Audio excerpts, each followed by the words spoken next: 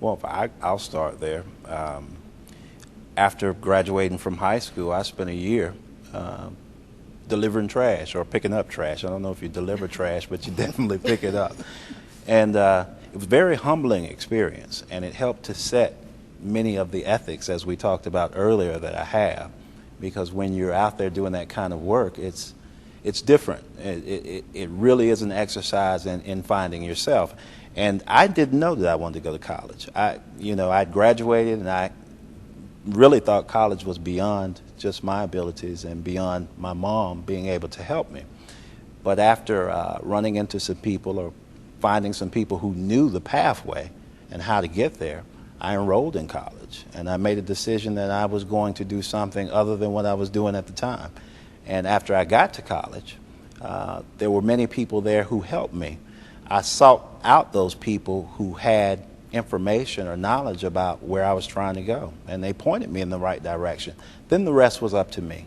I had to make sure that I did my part, getting the grades, forming that ethic, understanding that it was important that I get up on time and do all the things that I had to do, those self-motivated things.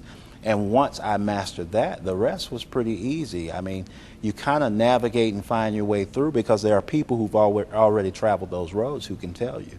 But I never knew that I would end up being the chief of human resources, much less a teacher or a principal, assistant principal. But I'm very fortunate to have ran into the people that I did. But students have to seek out information from those people who've traveled the road that they want to travel. That's true. If I can just share a personal story that actually happened during my career at Mike Hart. It was about 10 years ago when a local biotech company moved to the area, and basically most of the chemists left. We have a lab of about 18 people, and there were actually 2 people, me and another chemist, left. At the time, I was a supervisor.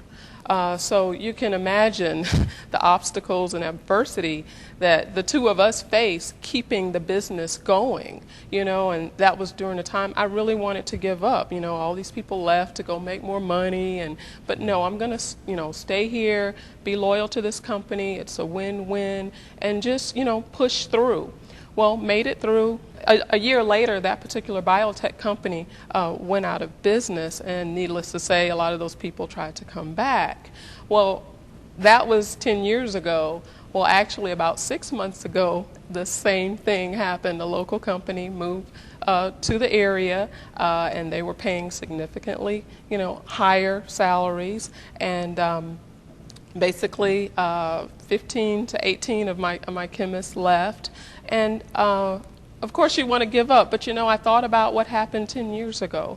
Mm-hmm. I hung in there, and I was promoted after that particular situation. And fortunately this time it actually worked out for our betterment. Our chemists actually, upper management looked at the salaries and decided to give everybody raises, the people that stayed as well as the new people coming in. So basically the lesson here is, you can't just quit, run, give up. Sometimes if people have been good to you, and you're a hard worker and they see that, it's going to pay off. It'll pay off. And that goes back to that work ethic that you were talking about earlier. And in corporate America these days, it's not just about how much you know, how smart you are. You have to have the total package. When we're looking to hire people, we look for people with work ethic, and as well as the brains to be able to do the basic functions. But a lot of times, some employees wind up getting terminated because of the work ethic portion of that. You've got to, be able to interact with people. You got to get along. You got to fit into the culture, per se. I think I would say don't get discouraged when you're facing adversity. I was the very first person in my family, like not just immediate family, anyone in my family on my mother or father's side that ever graduated from a university. So don't feel like it's out of reach. Just because people before you didn't do it does not mean that you can't. Be a leader, be a starter, and start a new tradition for your family and for people to follow in your footsteps. And everything's attainable everybody might have a different path to get there, and yours might be a little bit harder, but you can definitely do it. You know, there's opportunities for financial aid and everything else, so just take advantage. Like he was saying, you have to ask for help. You can't expect it to always come to you. You have to seek it out, but if you seek it, it will be there. There's always people that will want to help you, and you'll be overwhelmed actually with how many people, if you are genuinely interested and you show them that you're vested in this, they will definitely be there to help you every step of the way. So you just have to ask for help. And same thing, I mean, like in my career, why did I change career paths? I was very comfortable and secure in marketing and real estate, and I probably might still be there just because I was so comfortable, but the real estate market crashed, and so I got laid off. And that was a really, really difficult time in my life. It was like, oh, what am I gonna do? But everything happens for a reason, and that was to get me out of my comfort zone and to pursue what I'm truly passionate about. And I wish I would have done that sooner. But you take what life gives you and you make the best of it. Before our studio audience come up for questions, money is important. You see these things on TV. Societal pressures are just huge. So you want nice cars, you want a nice house, you want nice purses. I want to become a teacher, or I want to become something that maybe you won't make $1 million. But where does money, how important is money? Well, you need to have some, you know, but you should make that your main objective of what you do. There's some people who do that and they end up getting a job and they end up either getting frustrated or bored because they went it for the wrong reason and they still feel something empty. And there are a lot of different ways to acquire wealth, you know, through your life's work.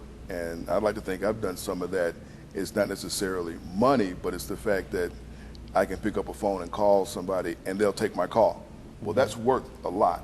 It gets you through doors and allows you to do things through people and make a difference and touch people. So I like to think, you know, when you get in that position or as you look or make your choice, choose something, you know, that's going to bring you some fulfillment, and the pay will come. You know, you'll have enough. You'll have more than enough because you'll be doing something that's going to bring you some fulfillment and using a talent and possibly a gift that you already have. And to me, that's the best kind of job because you never really go to work when you do that. I think it's important for everyone to remember to chase their genius rather than the money. It's just like Mr. Crenshaw said. First of all, discover what it is that you're good at. You know, so many times we have these copycat ideas of what our life is going to be and what are the things that we're going to do in our future when everyone doesn't have the same level of talent in those areas. If I'm not a good basketball player, that's not going to be my life's aspiration. I may be a bright mathematician, and so I may go into an area there where I'll find those resources or that money to carry my family and my life into the rest of my life. But be honest with yourself and make sure that you chase your genius. Everybody has one. It's just about seeking it out. And once you do that, again, as the gentleman just said, you're never really working. You're doing that thing that you love and that you're best at. And so I would challenge all of our viewers to do that. Chase your genius. And then you'll never work a day in your life. You'll always be having fun. Thank you. Our first studio audience guest. My name is Simeon Felice, Forest Park High School. Question: how long did it take for you to choose your career? And why did it take so long for you to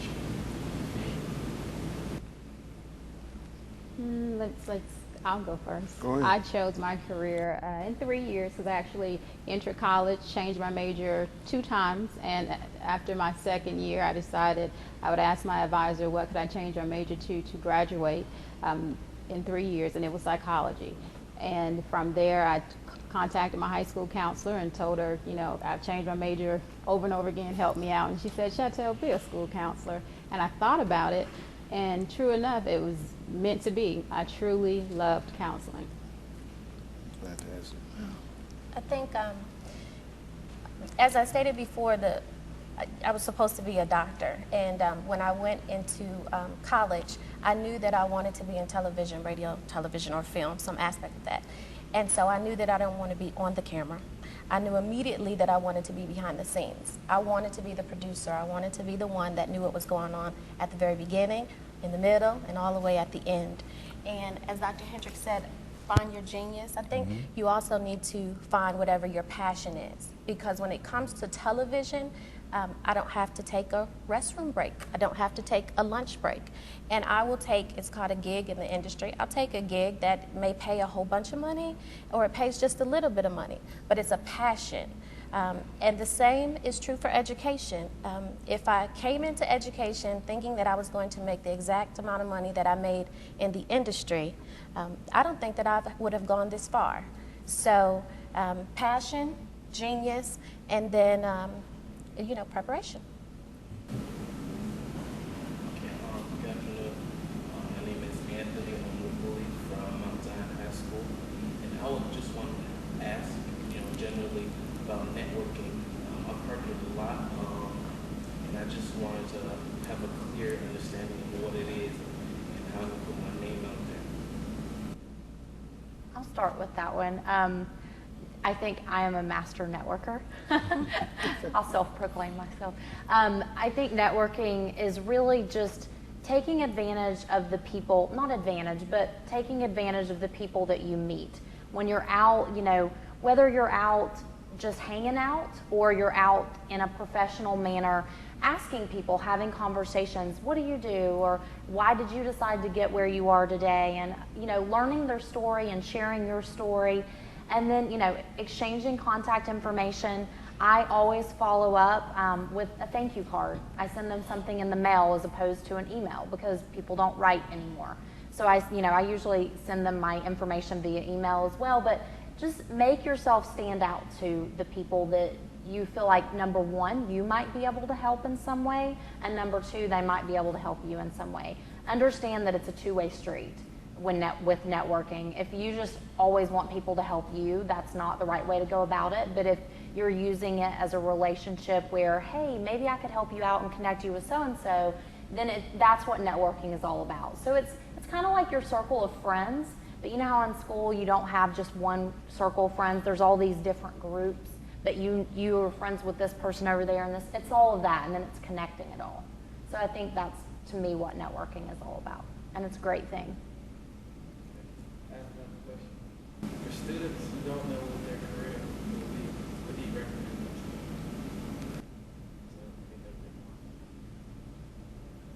Try different things. Yeah. Explore. Explore.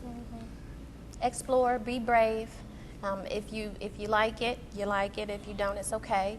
If you fail, you can get back up. But I think if you are interested in something, try it. And if you find that it is not your niche or something that you can't do with your eyes closed, then it's probably not for you. But I think you should explore every opportunity that comes before you.